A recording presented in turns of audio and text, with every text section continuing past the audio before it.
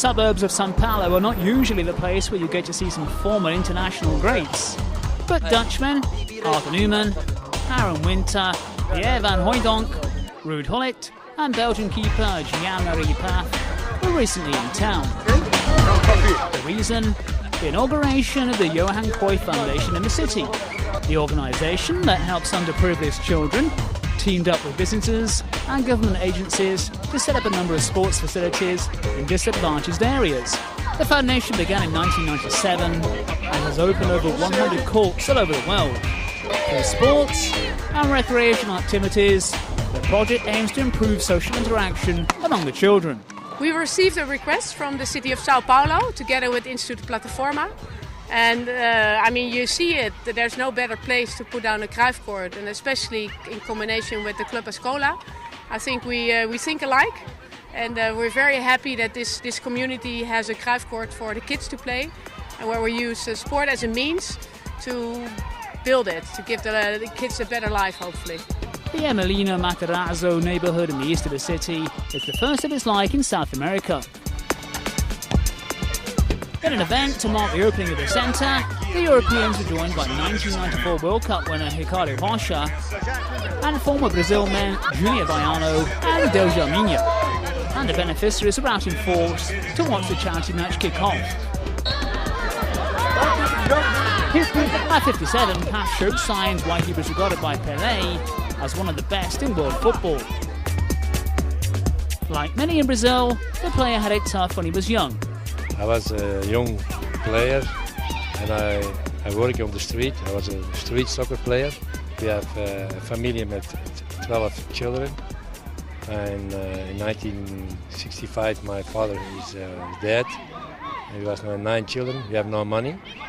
And I work off my career. And then I play in the first Liga in Belgium. I was 17 years. I was the first goalkeeper to play in the first Liga. And I have many work, and my family help me, but we have no money. I go singing on the street for my gloves in the shopping, and then after make a big career with the Belgium team, and I go to Bayern Munich. And Bayern Munich was 6 years, 2 times champion in Germany, 2 Copa in Germany. I played the final from the Champions League. I played 2 World Cups and 2 Europa Championships. The most eagerly awaited moment was when the kids got the chance to mingle with the stars. Brazil. After the session with the locals, Ruud Gullit talked about some of the differences between Dutch and Brazilian football. In the passing game, we are in the position how we play. We try to make the ball do the work. But the Brazilians, they have more individual skills. Even though we have individuals, we still think that when you pass it quick enough, the opposition has no time for you, to tackle you. And so therefore the Brazilians, they are so skillful that they can avoid these things. So this is the main difference between the Dutch and the Brazilian one. Despite the differences, many Brazilians have enjoyed great success in the Dutchman's homeland. Gullit left Holland's PSV for AC Milan in 1987.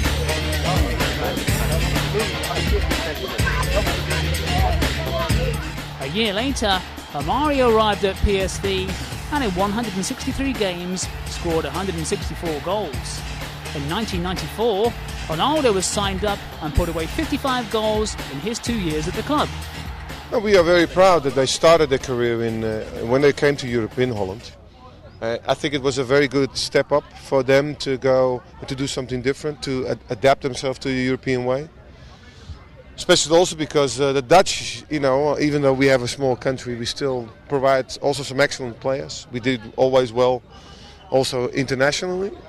So we are very proud of the fact that they started, and hopefully, other players will come to Holland and then continue their career elsewhere. The former international was then quizzed on who he thought were the best Brazilians he'd seen in action. There's so many of them, and sometimes it's not always the one that takes, the eye. Of course, Ronaldo and Romario, they were good players, but Cafu was also a very important player.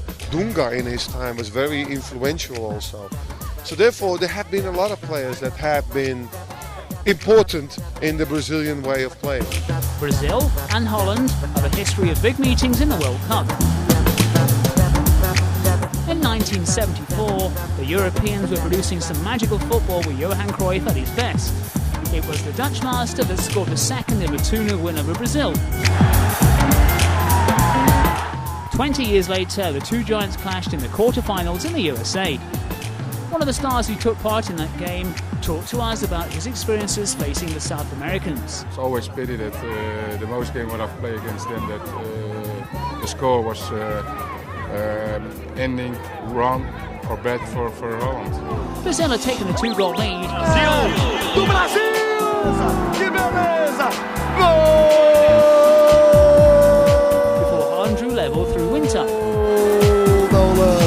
But late in the second half, Branco was fouled. The left back then scored a free kick that put Brazil through. The Yellows went on to pick up the fourth title after beating Italy in the final. In France in 1998, the two rivals met again. 1-1 at full time, the game went to penalties. This time the starless goalkeeper Claudio Taffarel, whose brilliance saw Brazil through. But Holland got some revenge last year in South Africa, knocking their opponents out of the quarter-finals. In 2014, Brazil will host the World Cup, and it's likely the pair will clash swords again. Brazil will be under huge pressure here because the whole country wants them to win it. And of course for the Dutch it will be another opportunity maybe to win it again, because 3 times you have been already second. Maybe Brazil is the time to be first. Despite the rivalry, the countries have a good relationship. And perhaps the Cruyff Foundation will help produce yet another Brazilian football star.